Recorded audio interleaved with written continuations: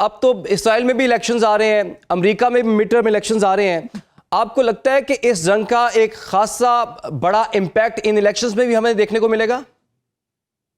मुझे लगता है ट्रंप इम्पीच हो जाएंगे, इलेक्शन तक नौबत ही नहीं आएगी। एक तो ये मार्च के अप्रैल के फर्स्ट वीक में इन्होंने चाइना का विजिट जो है स्टेट विजिट प्लान किया हुआ है, उसका पता नहीं क्या बनता है। उससे पहले इनको एक विक्ट्री भी चाहिए जिसके लिए ये ट्रंप से 1 घंटा बात भी करते रहे हैं। और इतना ह्यूमिलिएटिंग कम्युनिके जो है वो उनके फॉरेन ऑफिस के वेबसाइट पे आया है कि चंद लाइनों का जो स्टार्ट यहाँ से होता है कि जी ट्रंप ने जो है वो कॉल जो है वो इनिशिएट की और बड़ी फ्रैंक डिस्कशन थी। और मैं इनको बहुत डीपली जो है वो स्टडी करती हूँ। जब भी रशियन अपनी किसी डिप्लोमेटिक कॉन्वर्सेशन में लफ्ज फ्रैंक और ओपन लिखते हैं, इसका मतलब ये होता है कि अच्छी खासी अगले की जो है ड्रेसिंग डाउन की है, जी। तबीयत साफ की है। और वहां पे जाके वो ये कहते फिरते थे कि आप जो है वो सीज फायर करवा दें। तो रशिया ने कहा कि बिल्कुल भी सीज फायर का तो कोई तस्वुर ही नहीं है, वो हमने यूक्रेन के मामले में तुम्हारी बात नहीं मानी।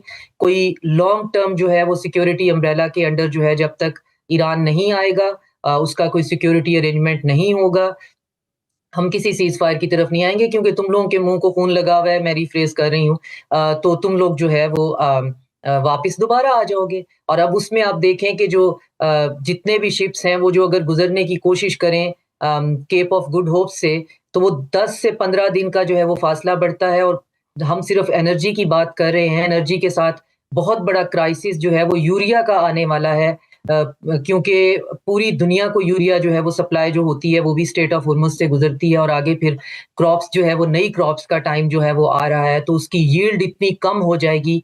उसके इसके अलावा हीलियम जो है और जो जिसे हम प्लास्टिक दाना कहते हैं वो सारे का सारा इंडस्ट्रियल उसको पहुंचता है।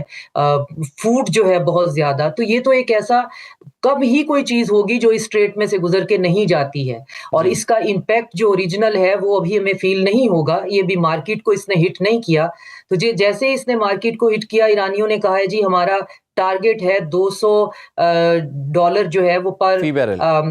बैरल जो है वो हम इसको कीमत बढ़ाएंगे पेट्रोल की, क्रूड ऑयल की। हम्म। 200 लास्ट टाइम जब हिस्ट्री ने देखा था 180 पे पूरी दुनिया जो है उसकी इकोनॉमी क्लैप्स होने लग गई थी। इनका टारगेट है कि हम 200 तक लेके जाएंगे और उसके बाद फिर आप मेज पे आके हम पे हमारे साथ बैठेंगे और फिर डिसाइड कि इन दो सिस्टम्स की लड़ाई में कौन जीता कौन हारा। क्योंकि अगर सिस्टम की